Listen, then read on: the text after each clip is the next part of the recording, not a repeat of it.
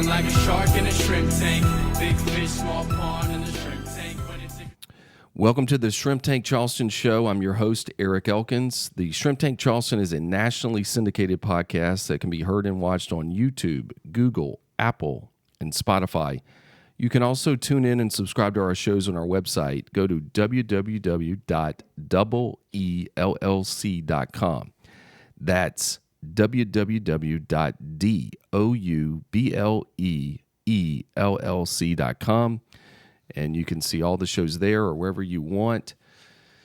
I'm very excited to have someone that came all the way in from Hilton Head, South Carolina, Miss Jennifer Pfuhl. Ladies and gentlemen, we're welcome to have you. Made the long trip from Hilton Head, which is it's really not that far, Jennifer, but it just takes longer than it needs to because you kind of have to drive around. It's like, what is it, 2.5 hours maybe? It was 2 hours and 15 minutes, but had I left in more traffic, sometimes the GPS was telling me like 2.5. Well, we're happy to have you make the trip. And I mean, obviously, who wouldn't come in to be on the Shrimp Tank Charleston because it's one of the biggest shows in the world right now. Bigger than The Voice and American Idol and all these other things that people are seeing. I'm sure you already knew that. I'm deeply honored. Well, you should be. You should be. We're really excited to have you. Seriously. Let me tell the audience a little bit about Jennifer. So you grew up in Boston or the Massachusetts area. Am I correct here? We did a lot of research, so I just want to make, hopefully our research was correct. If it's not, we'll complain to Chase. And you went to UT. University of Texas at Austin, yes. Yes, we have to say that, I guess, because people might think that means Tennessee, but we're talking Texas. It's a way better academically, in my opinion. Sorry for the the Tennessee people out there. And you're a big performer. You were a dancer, like a yoga instructor. You have all this stuff. And then you go on to start working at MAPTech, which your dad kind of started the company or took over the company. And then now you've been running that company. Your father has passed away, and you've run this company that deals in the manufacturing world of making these machines for packaging for all sorts of things, which we'll jump into. You're married. You have 2 sons. You love Hilton Head, and you're a huge horseback rider, skier, fisher. Obviously, you're very fitness-oriented. Being able to do all that stuff and run a company is pretty impressive. And the company is pretty impressive, and I want to get to that, and we'll talk about this company. But before we even go there, I want to start a little bit about kind of the early childhood. I don't want to hear the whole story. I don't want to go year to year. But I want to know kind of what has driven you to become this president, owner of a company now. And because you got to have something. You have to have more to yourself to be able to run a company. So tell me a little bit about that. What was the early childhood life like? Very early childhood, my parents raised Appaloosas in Kansas City, Missouri. And what's an Appaloosa? It's like a spotted horse. Okay. Yeah. And they're feisty. They're small, feisty, spotted horses. And it was really my mom and my sister doing most of the work for that because my father was often traveling for work. And so they ran the farm until my mom had tired of being run over by the feisty spotted horses. And my father got transferred to a company in Boston. So when I was 8, we moved to Boston. That was a fantastic place to grow up. I mean, you had access to public transportation, museums, amazing schools. And I went to a variety of different schools. We moved around quite a bit. So my parents were early DIYers, constantly fixing up and flipping houses. Really? And that kind of brought us from... What part of Boston were you living in, primarily? We originally moved to Hingham. Yeah. And then Cohasset. And then Boston, the South End, like Rutland Square. And then to Milton. And I eventually went to Milton Academy there and graduated from that school. Is Milton Academy a boarding school? They have boarding. I was a day student. But yeah, it's kind of in the league with Andover, Exeter, those types of schools. So you're in that whole. That's like where the greatest boarding schools. That whole Maine, Connecticut, the whole New England area is like known for that. It was amazing because people came from all over. You know, you had a lot of New Yorkers, but lots of international students.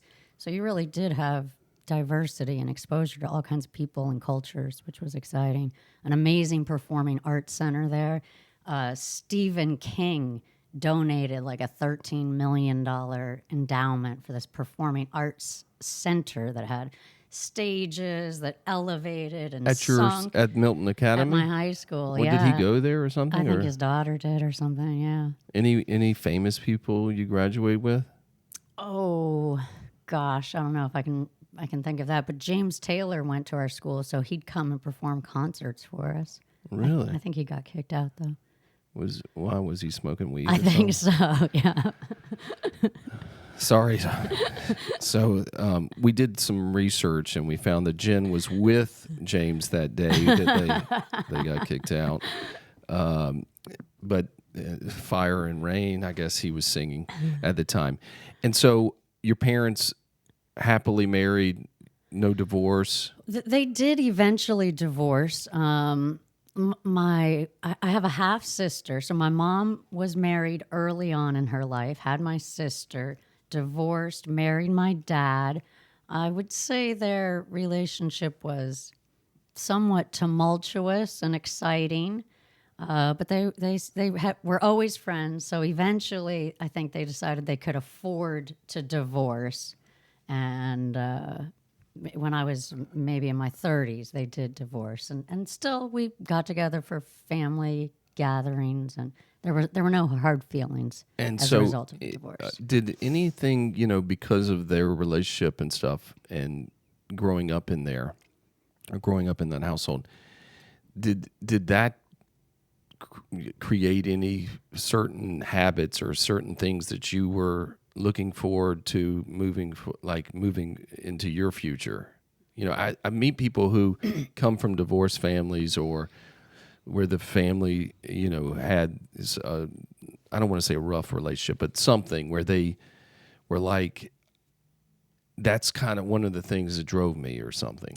I think their perhaps tumultuous relationship, or my mom's feeling of kind of playing second fiddle or always being in a support role to his career, and those support functions maybe not being fully appreciated or recognized, gave her a bit of a bitter feeling. So perhaps that drove me to really strive for a fierce independence. What else? My mom and dad are both very entrepreneurial spirited.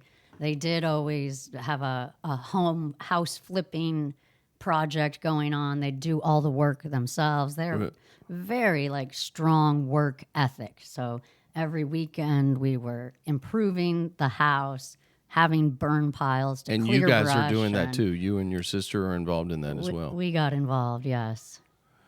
Did you want to do that? No. Yeah. No, it was definitely forced labor. Yeah, I was like, mine was go pull 19 million weeds out of the yard where there's water moccasins. I don't know which one's better. I couldn't even, they would never, my parents would never even be capable of doing any kind of handiwork at a house. We're incapable of that. But I think what they really taught me, my parents, is that anything you want to do, just dive in. So they did the horse farm without any kind of experience in that, and it all just kind of organically grew. They got a pony for my sister, then she needed somebody to ride with, and if they were going to have two, and there were 3 people in the family, they might as well have 3. Well, once you have 3 horses, boarding them becomes untenably expensive. So then they got a place themselves, and the only way they could afford the place was to bring on other horses to board. And before you knew it, they were breeding horses and racing horses and doing all kinds of horsey activities. Anything trying to go to like the Kentucky Derby type stuff? Not quite that high level, but we had a racehorse named Busy Bar Jim, and there's photographs of him. My mom in her like 70s pantsuit, and Busy Bar Jim was the big deal. Did you sell Busy Bart, Jim? I'm not sure what became of him. Where is he now? Where's Busy Bart? You can look up, like if you search him on the internet, you can see like his lineage and descendants of his and things. Oh, really? So he comes from good blood He and all had a this. name, yeah. All right. So then you go through high school. You're at Milton Academy, and then you go on to the University of Texas in Austin. Your friends, I'm assuming a lot of your friends, they're probably being told they have to go to Harvard, they have to go to Yale, because you probably had a lot of that stuff, I would think. A lot of my classmates did matriculate to those Ivy League schools. Did you have interest in doing that? I don't. I mean, I had good grades. I didn't have any standout athletic or extracurricular skills, particularly. I mean, I did theater and performance, but I wasn't like a star in those areas. And I really had this interest or intrigue around Texas. So we had one student who, everybody was vying to get into Milton Academy. It was like very competitive. I remember I got a part in a film for the Boston Computer Museum, and the filming took place during the week of orientation for my freshman year at Milton. And I asked my advisor, can I skip the orientation to do this film? I'm going to get paid for it and have this professional experience. They were like, no, you cannot miss orientation. And I did it anyways and got like many Saturday detentions as a result of it. Well, about 2 months into the school year, this girl shows up, Jenny Cohn, and she got sent to Milton because she was bad. So, and she started like 2 months into the school year. So I'm like, who is this girl? And Yeah, why do you get it? yeah. And I mean, I just did a movie. everyone else was, very, very preppy, very like outdoorsy clothes and everything. She come in like full makeup, hair curled and everything. Where is she now? She is back in Texas. So, yeah, the allure of Jenny Cohn introduced me to, the joys of Being a cowboy. two-stepping and everything else. My parents always kind of had an infatuation with cowboy culture. So I went out to Texas to check it out. Did you have a great time? I loved it. Were you out there with Matthew McConaughey? Yeah, I think he was there at the same time. Was he? Uh-huh. Do you have any stories with you and Matthew? Do you want to talk about? I did not meet him in person, but okay. I was able to This show's attend over. them. Thank you guys for listening to the Shrimp Tank Charleston. We thought we had research that you knew Matthew. That's why you're here. No, I'm joking. Okay, so your parents, you kind of hit some points that I wanted to kind of dive into. So you go to UT. Your parents obviously have this drive that's kind of built, kind of goes back into your life. And you go to UT, you don't know anybody.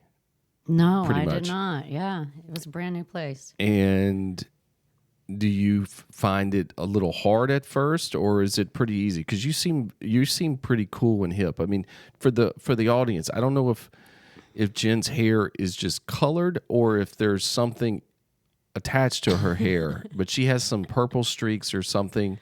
I mean, you can just tell Jen is an attractive CEO, but that's cool, not uptight, not what I would think of Milton Academy. I'm thinking Milton Academy. We're going to talk about the futures and commodities and stuff right now. Maybe. Oh yeah, it was very edgy for Milton. Yeah, they had to be like, "What the hell is going on here?" No, so okay, so I'm sorry, I'm falling off track here. Was Texas hard? Well, Texas is a really big school. So, yeah, you definitely have to find your way or you can get lost. You have to be very concentrated on taking the right classes to even get your graduation program going. But I found the professors there fascinating. You know, I went and I majored in radio, television, film because I had this interest in film, So acting, this things dream, like that. right, we're doing right now is like a dream come true. That's here. right. That's Okay. right. We're All right. living Cool, it. Cool. But you know, my father would never support me like going to school to get an art degree or a film degree. But radio, television, film is actually a science degree. You know, you get a BS in communications. So that was my workaround for doing an artsy thing with kind of still a technical bent to it. And then the classes there, like I took one that was kind of about the cultural side of media. So I ended up skirting all technical knowledge. I know nothing about microphones or screenshots or anything like that. But I explored the cultural side of film, you know, how it has political, social ramifications and comes from certain cultural environments. And then that really fascinated me. So I went on and I also double majored in anthropology, studied all kinds of cool things like medical anthropology, body lore, how different cultures express themselves through different body practices. Like tattooing, So when you're or in other things like that. when you're in college, and this is where I think I screwed up. When you're in college, you're really going and doing you're taking the majors and minors that you really find interesting. Like that, you're not thinking about where's the money. Unfortunately, no, I did not. No, I don't about think that, it's unfortunate because I'll be a business major. And because that's what I'm supposed to do, I guess. And I found that a lot of my classes, like statistics, that's not interesting. I mean, some of the things that I wasn't interested in them. And I would tell my kids when they go off to school, focus on what you find interesting. Don't worry about if there's money or not money. That has nothing to do with anything. Just go learn something that you're actually going to be passionate about learning I think versus memorizing. finding and cultivating your passion is the secret to happiness and success. I mean, if you're going to be successful at something and earn money in it, you have to have that passion. Agreed. And I wish I had done that when if I went back to school now, which you did. But what's weird is you're not doing anything, I don't think. Maybe you are. Tell me how what you learned relates to your business of MAPTech. Well, here I am at Shrimp Tank using the microphones, so there's that. Yeah, and who knows where your career will go. I mean, MAPTech, I'm sorry, you guys probably are going to need to find a new CEO because her career in journalism should probably be hired soon by Fox or CNN, whichever way she wants to go. But going to school is about learning how to learn and learning how to set a goal and accomplish it, learning how to break a big goal up into bite-sized chunks. And I think that's applicable to all businesses. Were you a partier in college, or were you more just average but there to academically? I mean, Austin has such fabulous entertainment. So yes, there was wonderful concerts I attended. Yeah, I guess I was. I mean, you're I wasn't like a sorority girl, frat girl, like going to big drinking parties or anything. But yeah, I explored the nightlife of Austin. Got you. And it's a beautiful place. Mm-hmm. Beautiful place. I just gave my son's college planner. I put UT on the list to take a look at. Now, I don't know if he can get in. It's really neat because Austin is a very green city. So there's all these public park spaces and a spring that wells up in the middle of the town that you can go swimming at with this giant pool around it. and that feeds into the lake systems, all of which are part of the Colorado River. I mean, it's gorgeous. Yeah, and it continues to grow and become a huge tech due to a lot with Michael Dell and what happened with that company. It's totally transformed. All right, so we go through college, we get out, and do you go straight into something that relates to this focus on your academics? No. So, simultaneously to attending the University of Texas, I also took a dance class at Austin Community College. And that really unleashed my passion. I hadn't been a dancer in my youth, but just found so much reward and self awareness through this practice of dance, like modern dance, improvisation, choreography. I collaborated with some students I met there, and we formed a dance company. So really had fun doing that. And I went to a program at Duke called the American Dance Festival. It was like a 6-week summer program. Thinking like I'm all hot stuff. I'm about to graduate with an associate's degree in dance, and I'm going to try out for all of these big choreographers' workshops that will then be showcased at the theaters there at Duke. And I like was terrible. I couldn't keep up. Like they'd teach you the 8 counts of the combination. I'd be like, I have no idea. But what I did take there was an amazing yoga class. And yoga is kind of all about like just accepting yourself where you are, breathing through it, staying calm. And with those tenets, I was able to achieve amazing physical feats. So all of a sudden, you're standing on your head and twisting yourself up into a pretzel, and you're like, wow, I can do this. So I really liked that. And I went back to Texas after that program and enrolled in like a teacher certification course for yoga. And so as soon as I got that certification, I started teaching at Yoga, the school where I'd gotten the certification.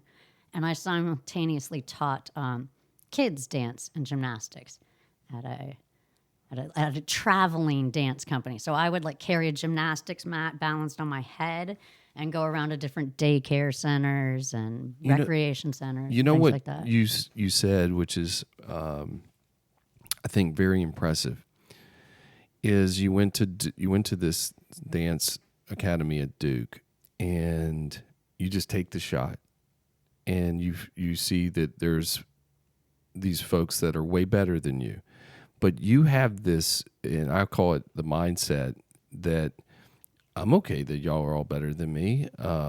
That's fine. I took this shot, and then I found something. I got something else out of this. I got yoga. Where a lot of people, and this probably correlates why you are and your company has grown and become successful. And it's hard to have this. I guess you can change some habits and try to become this, but it's hard not.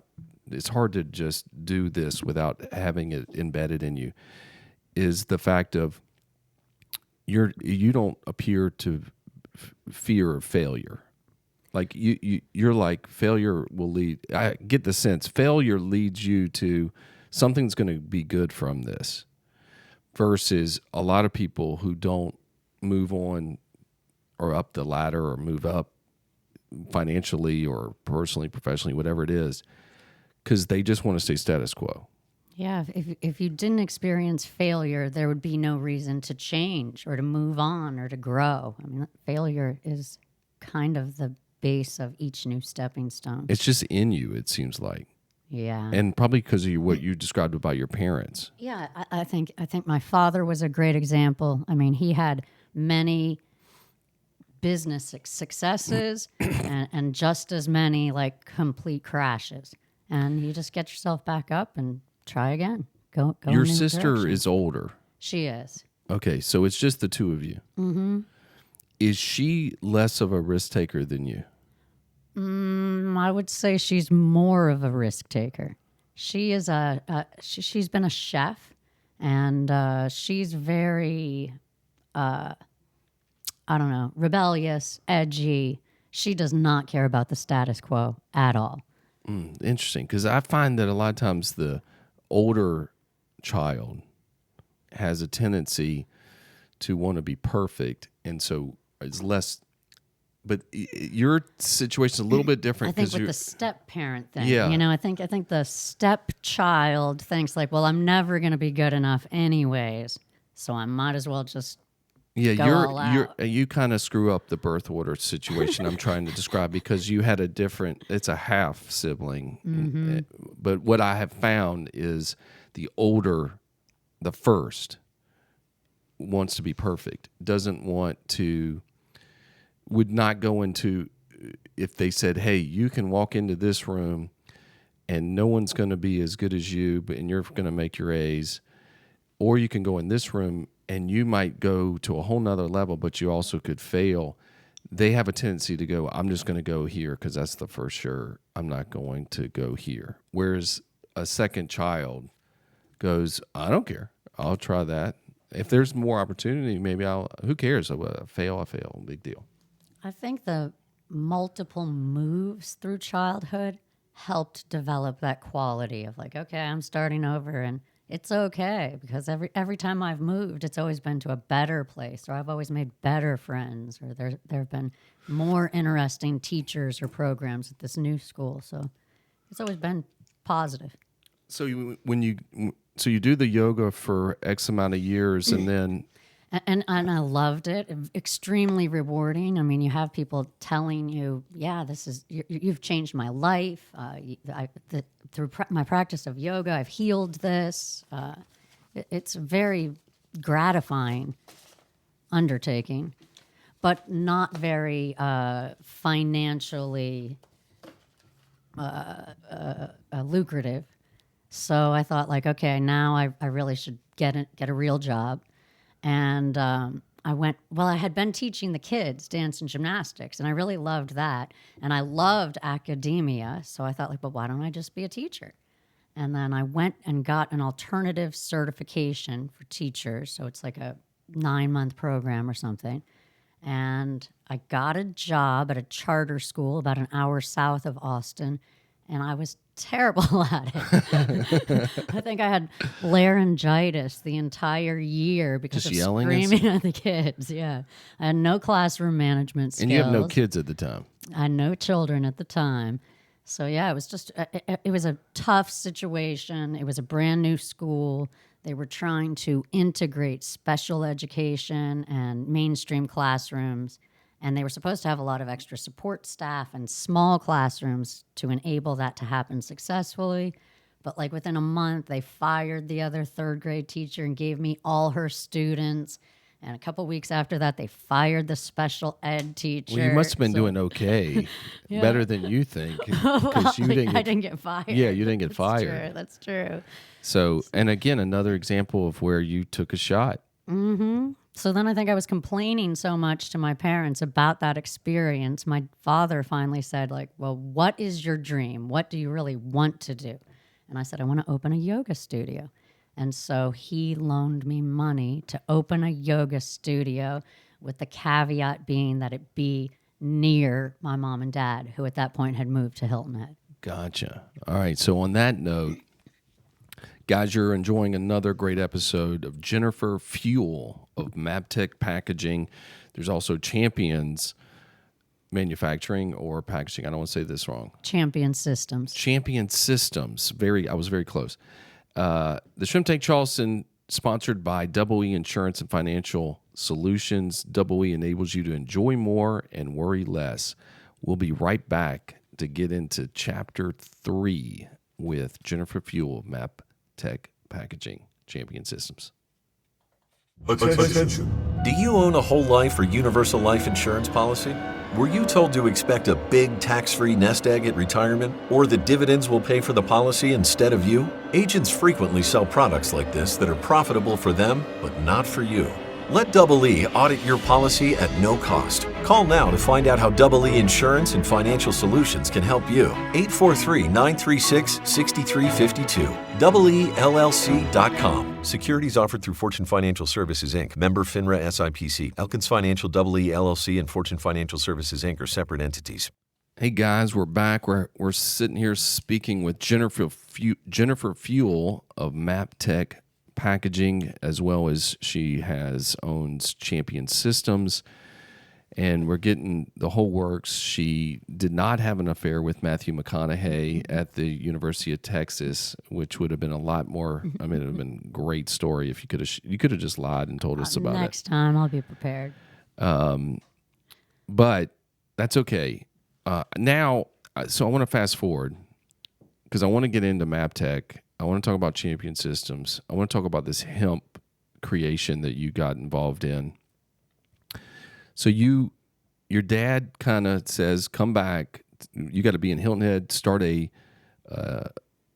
yoga studio." You do that. How old are you at this time? What's transpired? Let's see. That was 2003. So I was born in 76. So I'm 27 or something. Okay, so you're 27. You've done a lot between graduating in 27 and failed. In your mind, failed a lot. But to me, these were successes because you started just keep on learning what was important and what you liked doing. So you start the yoga studio. You're still single. Yeah. Okay. And I don't want to dive. I want to get more into the MAPTech and Champion Systems, but that opens. You're having a great time doing it. Loved it. And then my sister graduated from culinary school about 3 years later. So my father did the same luring technique for her and said, move to Hilton Head. She'd been in Albuquerque, New Mexico. But move here. I'll invest in a restaurant for you. And Jennifer's yoga studio is okay, but it's not gonna, make her $1 million. So she can run the front of the house and you run the kitchen. Oh, really? So what? No, because your dad says this. How are you feeling? I'm okay with it. I mean, I felt like I had satisfied my desire to create that wellness. This is something I may cycle back around to because I found it satisfying, gratifying. I mean, there are still folks that I run into on Hilton Head who say, I had my daughter's birthday party at your yoga studio, and that was the most amazing experience of my life. Or I see kids that took my dance classes that are now young adults, and they still connect and remember me. So that's really fun. But I was okay with the restaurant. I like restaurants. I've always worked in F&B, as a way to support myself. And it was challenging. We purchased an existing restaurant thinking it couldn't fail. And it was a big steakhouse, big wine kind of place. And What was it? What was it? Was called Stripes. And we got in there like November of 2007. So just on the precipice Perfect of this timing. Huge financial crash. And, on Hilton Head, you have mostly construction, real estate, finance, and those were all the areas, of course, that were hit very hard by the recession. So needless to say, the restaurant was a big struggle. We did reconceptualize it and turn it into like a grab-and-go gourmet deli, just offering things at a lower price point, and had marginally more success with that. Do you and your sister, because you're working together for the first time, you've always been, prior to that, you were close with your sister? We've always gotten along. We've been close, although we lived apart from each other for that, period of my 20s. So, but was that hard to work together? It is hard. Yeah. Yeah. That's basic. For those of you who can't see her face, that's a yes, it is hard. A political answer of that is hard. Listen, I worked with my father. We were best friends before we worked together. And it was not easy. I don't know. I would really change a lot if my kids ever came to work with me. But it's not. This story is about you, Jennifer, not me. Okay, so you and your sister are working this grab and go. What happened was the very first night we opened Stripes under our ownership, a friend of a friend of a friend invited my husband out to check out the new place. And I met him there, and we fell instantly in love and have been together ever since. Really? Okay, so was he from Hilton? Is your husband originally from Hilton Head? My husband is from Germany. Okay. And he moved over to Charlotte with his parents when he was in middle school. and they vacationed on Hilton Head and eventually had a home on Hilton Head. Gotcha. Okay, so and then he just stayed there. Mm-hmm. All right, so a great thing that happened with this restaurant, and then so the restaurant goes away. We decided it was just too much of a cash drain. It was not sustainable. I did another interesting stint. We brought in partners at the restaurant. So my husband and I got married. We had our wedding catered. We liked the caterer so much, and they had one of these grab-and-go gourmet delis in one area of the island. So we proposed to them that we took the space at Stripes, which was on the other end of the island, and do a second location for their business concept. So that was interesting and fun. And my partner's dad got involved with doing something called the Mind Center. And he was using neurointegration, biofeedback, the system of reading your brain waves and identifying places where they may be out of balance or something, and then training your brain waves into a certain frequency to help alleviate whatever imbalances you may be experiencing. So, for instance, like if you have ADD, it's because you have slower waves in your prefrontal cortex. So if you can train those waves to kind of move at a higher frequency, you can alleviate the symptoms of ADD. And similarly, like for anxiety, all kinds of things. Amazing technology. So I got trained in how to be a neurointegration specialist and coach. And I could also use my yoga and things like that to help these people that were trying to improve their brains. So these exercises that you're describing, these are exercises that you do, or is there a machine that... It's a machine. So you start off and you get like a map of your brain using EEGs. And then you read the map and you compare it to all sorts of data that so folks get these maps, and then they also answer a questionnaire about their life experience. And this company begins to correlate these subjective responses with what is seen in the brain map, and they can establish patterns. And then if you're doing the training, what you do is you're looking at a computer screen. You have nodes reading your brain waves in the particular areas you decide to train, and you can see those brain waves on the screen in front of you. I think I'm familiar with this. What's the name of this? There's different brands that produce this, but it's called neurointegration, biofeedback. I wonder, there's a gentleman here in Charleston. He calls it SpectraVision. Okay. But I think it's the same thing that you're describing. And when you're watching these waves on the screen, you're also listening to something. It could just be a podcast or a piece of music, or it could be a film, and you're hearing the soundtrack. Well, the computer technology will glitch the sound if your brain is going to its habitual patterns. And your brain doesn't like that glitch. It wants to hear uninterrupted sound. So it will start adjusting itself, and you're rewarded by having that continuous sound. So this thing is trying to recalibrate some of these flaws. Let's call them flaws. They're not really flaws. They're just your makeup. But they're recalibrating so that instead of going this way for the frequency, it's going to go this way, which would eliminate your anxiety about worrying about your kids or flying, or I have a tendency to have less confidence in something, and this helps your brain go almost like forget that stuff. Correct? Yeah. I can I be a neurotechnology yeah, it was specialist? awesome, exciting. I was thrilled to be learning about this system. But its application in the business I participated in was to help people recognize early signs of cognitive decline and do brain training to stave off further decline.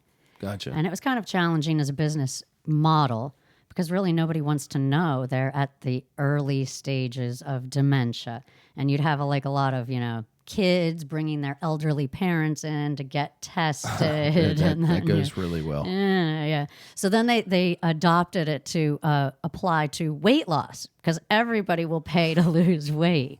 And so, they said, well, if you're overweight, it's because maybe you're anxious and you're anxiously eating, or maybe you're There's a hidden thing underneath all this depressed, and that's why you're eating. We'll recalibrate the frequency so that you won't feel like you're in dire need of hunger and all this kind of stuff. And so you're still a believer of this whole thing too. I do, yeah. Okay, so I think it's pretty neat. and I've seen this thing work, so I know what you're describing. I think I know what you're describing. So okay, so you get involved with that. So again, I mean, when are we ever getting to MAPTech? Did this MAPTech happen like a year ago or something? Eventually, like in 2011, after the Mind Center was again not a huge success, my father said, "You know what? Why don't you just come work for me at MAPTech?" By that time, I had a child, so I kind of had to get serious and go to a 9-to-5 job. And so I did that at MAPTech. I was in the customer service department. And working for my father, we actually came together more working together. And it was neat for me to see, he was not only running MAPTech, but very much involved in real estate development projects and things like that. So I got to help him. And so with when you get involved with MAPTech in 2011, and he wants you to go through these different parts of the business to learn different facets of the business. And then he passes away in 2013 unexpectedly, or? He had heart conditions for a very long time. He had a heart attack in his 40s and had quadruple bypass surgeries and stents. So it wasn't completely unexpected. But yeah. And so are you just catapulted to take over the business then? There was an executor who had been the CFO of the business. So he took charge of operations of MAPTech. I got an MBA because I felt even with all my previous education, I was ill-equipped to lead a manufacturing company. So I did an online MBA program, and in the meantime took over the Champion Systems side of our business, which is the side that supplies trays and lidding films that are used in our machine applications. Yeah, so give the audience a background real quick of what MAPTech does versus what Champion Systems does. Sure. So MAPTech, MAP stands for Modified Atmosphere Packaging. And what that means is we are drawing out the ambient air inside of a container that we are controlling because we have a film over the top of the tray, and we can lift the film up or tighten it down while we're exchanging the atmosphere inside of the container. So we draw out the ambient air and we add nitrogen or oxygen, inert gases that you find in the atmosphere we breathe, but you increase the concentrations of those to extend the shelf life of the ingredients inside the container. And our application currently is mostly in the world of ready-to-eat salads. So cut vegetables, cut lettuces, and all the other toppings you might have on one of these salads, a little protein, a little cheese, a little crunchy thing. We help those salads go from having a 3-day shelf life to a 2-week shelf life. And so, but you're making the machines. That's right. But then you sell the machines to a food manufacturer. Yes. That takes the food, and then they bought your equipment, and then they package it up. That's right. And there's no mention of MAPTech on the Whole Foods container or whatever. No, we are definitely a business to business company. And so so someone came up with this technology, I'm assuming you have patents and everything. Some of our engineers, Bob McPherson, Mike Hartzell, and there was another guy, Mike Gorlick. They were the early pioneers of this technology in the early 80s. And they started out at a company called Ross. Ross was acquired by Riser, which is a company that my father had run in Massachusetts for a very long time. My father had broken away from Riser and started Champion Systems, which was like a consulting firm. He distributed equipment and distributed packaging materials. And then the guys had broken away from Ross and started a company called World Class. And they took this modified atmosphere concept and designed a new approach, which was a rotary machine, one that had kind of these stations arranged in a circle. And they were very successful early on, distributing those machines all over the world through distributing companies. They were quickly acquired, like within 5 years, by AMF Marlin Research, who makes a lot of baking equipment and processing equipment. But Marlin really couldn't find a niche for it. So seeing that those guys, the engineers that had broken away from Ross, were struggling under the leadership of Marlin, my dad went in, acquired that company back, the equipment manufacturer. He renamed it MAPTech, and he brought in what he had built with Champion Systems, so that instead of just providing equipment, now we provide like a total packaging solution. And we can design the trays so that they work seamlessly with the equipment with specific features like for auto loading or unloading or flexibility that allows the package to bend as you're pulling out air or adding air, things like that. So for you, your dad passes away. You get more and more involved. You go get your MBA. You're still working. You're doing okay. And at that time, and you have one child at the time? My second son was born in 2012. Okay, so now you have 2 kids, a husband. You got this company that you're going to have to figure out how to start taking over, and you have this responsibility. What's the stress meter like then? Stress meter was pretty high. My father's death was sudden. Shortly after his death, maybe like 6 months, my mom became aware that she had like stage 4 peritoneal cancer. So she died just a year later. My husband was a real lifesaver. He was willing to give up his career and just become a stay-at-home parent. So that helped because a lot of times, my job doesn't always require me to be in the office 9 to 5, but I might suddenly have to travel to go see a customer or travel to attend a trade show. And with 2 working parents, that just was too much to juggle. So he was willing, and it's pretty Renaissance man of him to. And still to this day, the same. He does. And how old are the boys now? Now they're 11 and 14. So one just started middle, one just started high school. And so when you reflect back, is there anything that comes to your mind? And I want you to think about the answer. During that time, you getting your MBA, is there anything in particular that you go, this was probably the most instrumental thing that I either learned or did that helped kind of pave the way to get through this kind of storm? I want you to think about that and answer that when we come right back. You're listening to the Shrimp Tank Charleston, sponsored by Double E Insurance and Financial Solutions. We enable our clients to enjoy more and worry less. We are going to take a quick break, but we'll be right back. If you're like most successful business executives, you would probably rather stick your arm in a bucket of snakes than formulate a strategy for your insurance and financial needs. Who even understands estate planning, 401k plans, or key man insurance? We do.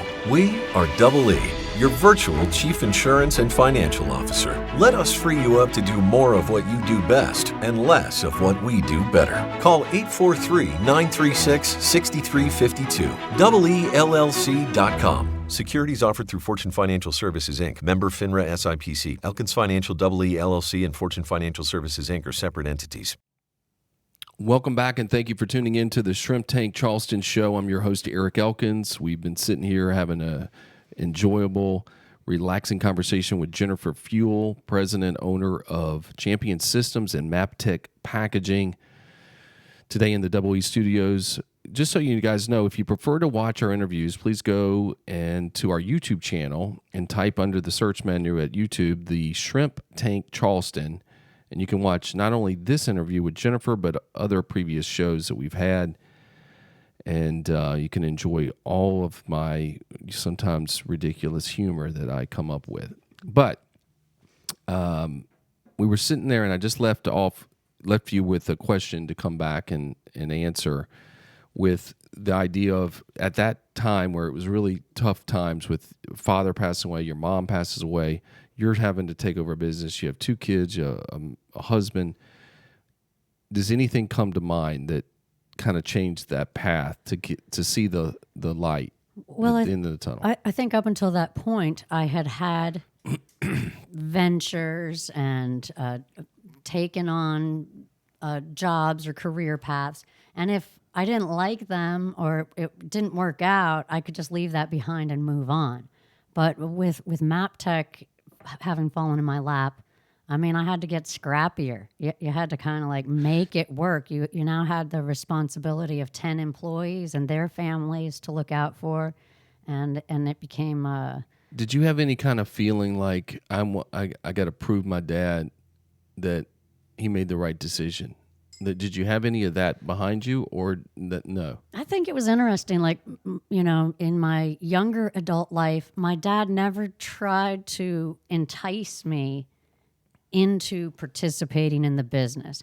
My dad almost seemed like if he had it to do over, he wouldn't choose that business, because I mean it's not the most like sexy business, like selling plastic, but I don't know, is insurance and financial stuff more sexy? yeah, it is. Okay, cool. I'm sexy. So, but you have to find what does keep you engaged and passionate, and for me, that's my team. I mean, I have brilliant guys. They solve problems. They support one another. And it's not just men. We have women at our company too. But it really is this, it's kind of cheesy, but family atmosphere. If someone gets sick or gets hurt, it's their coworker that's going to their house to put up handicap grab bars for them, or, they just dive in and help each other. And that's what they do at the company too. There's no micromanagement needed. Everybody, once they understand the direction we're going in, understands what their role in getting us there is, and they just do it. And so now you fast forward. Where was MAPTech roughly in size, profit, revenue versus where it is now, today? We were at a period when my father passed away of like tremendous growth. We had the single customer with which we had an exclusive arrangement. We only sold our equipment to them. Okay, so you had 100% of your business going to one place. Mm-hmm. And then all eggs in one basket. All eggs in one basket. But a very nice, friendly basket. Exactly. Yeah. But then, like in 2017, right at the period of time when I took full control of the company, our single customer was acquired by a much larger international corporation. Bastards. And they didn't have the history and really see the value add that we brought to these materials we brokered. And the champion side of things was really kind of the bread and butter of our business, where we got all of our residual revenues. So they said, our corporate policy is we buy direct from manufacturers. We don't need distributors, so buy. Oh. So that was a little shocking.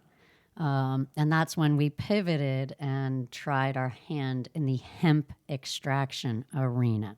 So one of our engineers, one of the founding engineers, had a son that's a PhD organic chemist who had been studying cannabis and extraction. And he and his dad had made a small prototype of a system for this. And they came to us and said, I know we're kind of looking for the next pathway for MAPTech. What would you consider, partnering with us and developing, scaling up, and marketing these machines? So we did that. We built like a fully automated hydrocarbon extraction system to pull oils out of plants. And there was like a huge fervor at that time. 2018, they just passed the Farm Bill, which allowed folks to grow hemp all over the United States within certain parameters. And everybody was buzzing about CBD and the healing powers of the oils you could extract from this stuff. So it was pretty cool. Like I have these engineers that have And been this is building. kind of getting more into your holistic type of lifestyle too. It was. So that I felt like I could rekindle some interest and passion there. And it was really neat to see how my team just dove in, a conservative group of engineers, kind of mid or later life. And they were like, yeah, we'll build machines to extract hemp, sure. And so they took on this totally brand new design challenge and really hit it out of the park. We also built an extraction facility in like north of Beaufort at Gardens Corner. And that was fun, huge project. And we really built a state-of-the-art place. Unfortunately, like the market for the CBD crashed because everybody got into it at once. So when we were doing our ROIs for the equipment we were selling and our pro formas for the hemp extraction facility, that oil was selling at like $6,000 a liter. And by the time all of that stuff was completed and installed and working, it was selling for $600 a liter. Wow. So that was a challenge. I was graced by a tenant at that building. So I found another processor who sort of had wider breadth already in their sales development. And they leased the facility from me for the last 2 years. So that was positive. And then we kind of got circled back to MAPTech because much of the management team who had been at our first customer trickled away once the big corporation came in, and they reassembled at another large produce manufacturing company, and they wanted the same arrangement they'd had with us before, where they wanted to collaborate and have us build a custom machine just meeting their needs and their feedback, and they wanted exclusive access to it, and they would again buy the materials from us. So kind of recovered from that major pitfall. You go through a little roller coasters. You go through these roller coasters, but the positive is there's always a positive that comes back out of these things. Mm-hmm. And I got to think, if you didn't have this attitude that you embellished to, at least to me, I don't think these positive things would continue happening for you. I don't. I think anyone that they would give up. But your track record is go through some crap, but it wasn't crap because I was able to learn this or that, and then I came back out of it, and you found the diamond in the rough. So it's very impressive. And you also kind of showed the true example of what the life is of an entrepreneur, because people a lot of times just think it's just so easy. It's not a ladder that you're riding straight up. It's a winding, curvy road a lot of times, and I wish it was just straight ahead, but it just doesn't go that way. But all right, so let me ask you this, because we only have so much time, and we can talk for another 2 hours, but we can't. Mm-hmm.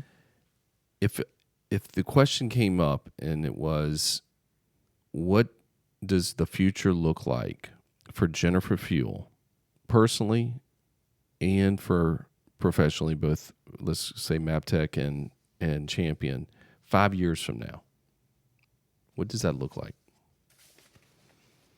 5 years from now, at MAPTech, we will have diversified our customer base. So we're moving away from the exclusivity single customer model. We definitely need more baskets for our eggs. So we're really concentrating on that level of business development right now, kind of starting from the ground up. But that's our focus. We're bringing on new talent, so we have a good, strong succession plan in place. So hope to see lots of cross-generational design happening at our company. And then personally, let's see, in 5 years, James will be playing basketball and running distance at a college of his choice. Philip will be, I guess, in a senior year, thriving at school. Where did they go to school now? Philip goes to Hilton Head Preparatory School, and James goes to Hilton Head Island High School. So one's in public, one's in private. They both like it where they are and thrive there for different reasons. And your one that's in high school, he plays basketball at Hilton Head? Mm-hmm. And runs cross country and track. Well, he's doing well. And me we personally, play. My boys go to Lucy Beckham, and we play Hilton Head. You're in our region. Okay. We're going to dominate you. I just want you to know. We'll see. We'll see about that. And I'm going to tell my son, sweep the legs of James. Sweep his legs. All right. Okay, so me, I'll be right. I have a farm. I now have 3 horses out there, 3 donkeys, 3 chickens. So you're like Yellowstone, basically, out there. Yeah, just about. So I'll be spending more time there as my company really takes off and my employees self-manage well. So I'll be able to have even more free time to ride the horses. And so, in conclusion, Jennifer, if you could provide the audience one piece of single advice on where their life is today and the experiences you've had in yours, if you could say, if I could go back in time, the one big thing that I would almost do over or pay way more attention to, or maybe it's a habit, I don't know what it is. I want you to answer that. What is it that you think is so important to someone like Chase to be successful? I think just be open. Be open-minded. To a certain extent, you got to go with the flow and take what life presents you. You cannot determine what's going to be happening with the economy or what's going to be happening outside of yourself. So you've just got to let it come and take what serves you and let the rest slide off. You got to take care of your health because that's really all you will always have. So I feel great now. I'm in better shape than I have been most of my adult life, very strong. So keep golfing, keep doing what you love. Well, in what Jen just said is very simple, but it's, to me, so true, because some of these things that people say and do, they're too complicated.